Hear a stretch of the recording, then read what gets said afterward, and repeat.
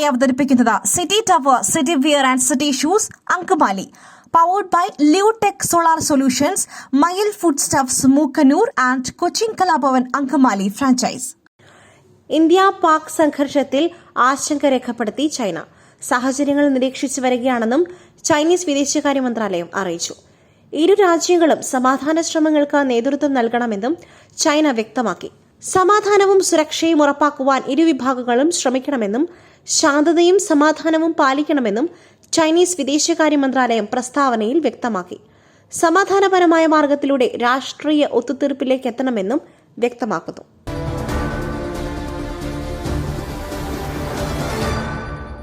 സൈന്യത്തിന് ഐക്യദാർഢ്യം പ്രഖ്യാപിക്കുമെന്നുവെന്ന് മുൻ പ്രതിരോധ വകുപ്പ് മന്ത്രിയും മുതിർന്ന കോൺഗ്രസ് നേതാവുമായ AK ആന്റണി. ഒരു തരത്തിലും ഭിന്നിപ്പിന്റെ സ്വരം ഉണ്ടായിക്കൂടാ. സൈന്യത്തിന്റെ നടപടികളെക്കുറിച്ച് ചർച്ച വേണ്ട.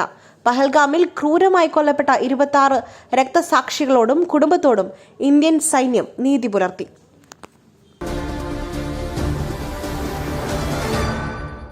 പാകിസ്ഥാനിൽ ഇന്ത്യ നടത്തിയ ഓപ്പറേഷൻ സിന്ദൂരിൽ കൊല്ലപ്പെട്ടത് കൊടും ഭീകരർ.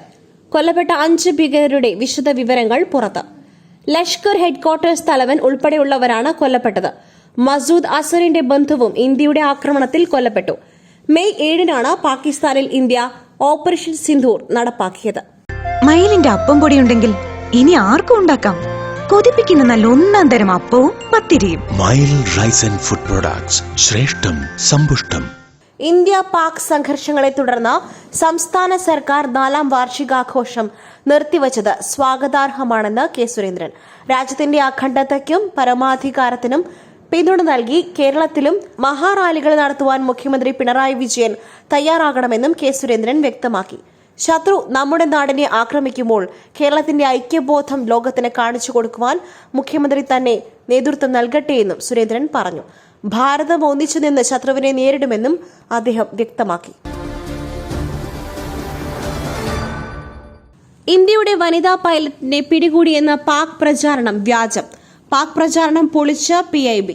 ഇന്ന് രാവിലെ മുതൽ പാകിസ്ഥാൻ സോഷ്യൽ മീഡിയയിലൂടെ പ്രചരിപ്പിക്കുന്ന വാർത്തയാണ് PIB പൊളിച്ചത്. ഇന്ത്യൻ വ്യോമസേന പൈലറ്റായ ശിവാനി സിംഗിനെ പാക് സൈന്യം പിടികൂടി എന്നാണ് ഒരു വീഡിയോ പങ്കുവച്ചുകൊണ്ട് പാക് അനുകൂല സോഷ്യൽ മീഡിയ പ്ലാറ്റ്ഫോമുകളുടെ പുതിയ അവകാശവാദം. ഇന്ത്യൻ വൈമാനികയെ പിടികൂടിയെന്ന പാക് അവകാശവാദം പ്രസ് ഇൻഫർമേഷൻ ബ്യൂറോയുടെ ഫാക്ട് ചെക്ക് വിഭാഗം തള്ളിക്കളഞ്ഞു. ആശുപത്രിയിൽ നിന്നും 80 ലക്ഷത്തോളം രൂപ തട്ടി. ജീവനക്കാരി അറസ്റ്റിൽ. ആലപ്പുഴ തത്തംപള്ളി സഹൃദയ ആശുപത്രിയിൽ ലക്ഷങ്ങൾ തട്ടിയ സംഭവത്തിൽ ജീവനക്കാരി പിടിയിൽ. തത്തംപള്ളി കുളക്കാട് വീട്ടിൽ ദീപ മോൾ KCയാണ് പോലീസ് അറസ്റ്റ് ചെയ്തത്. 80 ലക്ഷത്തോളം രൂപയാണ് ഇവർ ആശുപത്രിയിൽ അക്കൌണ്ടന്റായി ജോലി ചെയ്തു വരുന്നതിനിടെ തട്ടിയെടുത്തത്.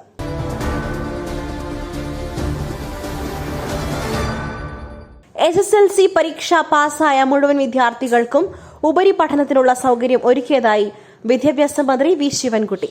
ഈ മാസം 24-ന് പ്രവേശനത്തിനുള്ള ട്രയൽ ആരംഭിക്കും. ജൂൺ 18-ന് ഹയർ സെക്കൻഡറി ക്ലാസുകൾ ആരംഭിക്കും. +1 പ്രവേശന കാര്യത്തിൽ നിയമവിരുദ്ധ നീക്കങ്ങളുണ്ടായാൽ കടുത്ത നടപടിയുണ്ടാകുമെന്നും മന്ത്രി V. ശിവൻകുട്ടി വ്യക്തമാക്കി.